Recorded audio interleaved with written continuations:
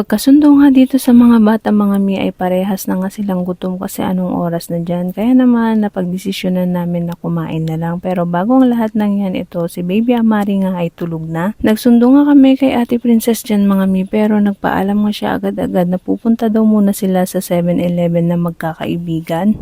At nandito na nga kami kung saan nga kami kakain. Dito nga kami sa may unlimited wings, dito lang malapit sa bigasan nila kuya. Ayan, nandito na naman kami sa kainan. Tapos sasabihin na naman nung isa dyan, buti nga ikaw nakakakain ng masarap. Nabibili mo lahat ng gusto mo. Nakasubaybay ka pala sa nangyayari sa buhay naming mag-iina pero bakit hindi mo tanungin yung sarili mo kung anong klase ka? Matagal akong nagtitimpi sa inyo, wala kayong narinig sa akin kundi pagtitimpi ng sobra-sobra sa inyo. Inunawa ko lahat ng mga nangyayari sa paligid ko kung ano yung mga nababasa ko na sinasabi ng anak ko. Pero pinili kong manahimik dahil ayaw ko ng gulo. Pero sobra-sobra na yung mga nasasabi nyo sa kanya. Lahat ng meron sa mga anak ko dahil sa pagsusumikap naming mag-asawa, hindi namin hiningi sa kahit sino. Pwede ko nga sabihin sa'yo na anong karapatan mo para sabihan yung anak ko? Anong karapatan mo para itrato ng ganun yung anak ko? Sino ka ba sa tingin mo? Ngayon nyo lang ako mga mina maririnig na galit dito sa mga mini vlog ko kasi sobra na. Kung anak ko na kasi yung usapan, hindi ko na kaya ng sarili ko. Talagang nanggigil ako sa galit.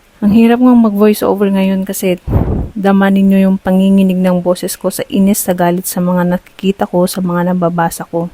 Ugali kasi ni Ate Princess na kapag ka nga may mga salitang nasasabi sa kanya na yung nasasakit ay hindi siya nagsasabi. Siguro ngayon ay napuno na itong bata kaya nagsabi na siya na nasasaktan na siya ng sobra-sobra na nakakaramdam na siya na unfair na yung pagtrato sa kanya. Pero nang nagsabi siya sa'yo kung ano yung nararamdaman niya, ano yung mga sagot mo, sinumbatan mo pa siya. Nabuti nga siya nakakain ng masarap, nabuti nga siya nakukuha yung gusto. Tama ba yung mga sinabi mo? Huwag mong antayin na i-real talk kita kasi baka hindi mo magugustuhan yung mga masasabi ko. Tigilan nyo yung anak ko, tigilan nyo yung mga nasasabi nyong hindi maganda. Minsan nga ay hindi ko na maintindihan kung ano yung gusto nyong sabihin o kung ano yung point nyo na gusto nyong sabihin sa bata.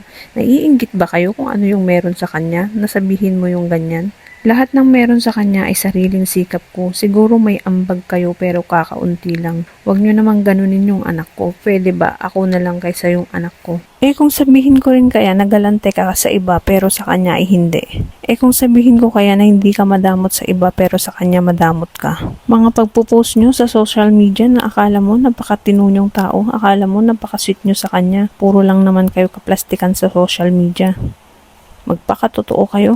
Pero kahit ganyan kayo sa kanya, nagpapasalamat pa rin ako kahit papano meron siyang mga tita at tito, may lola siyang kahit papano ay nararamdaman ko na mahal siya. Malayo man siya sa inyo pero alam kong mahal niyo siya. Huli at una na magsasalita ako pero kapag hindi nyo pa rin tinigilan yung anak ko sa pananalita ng hindi maganda sa kanya, yung ikakasakit ng loob niya ay siguro mauulit-ulit na magsasalita ako sa social media.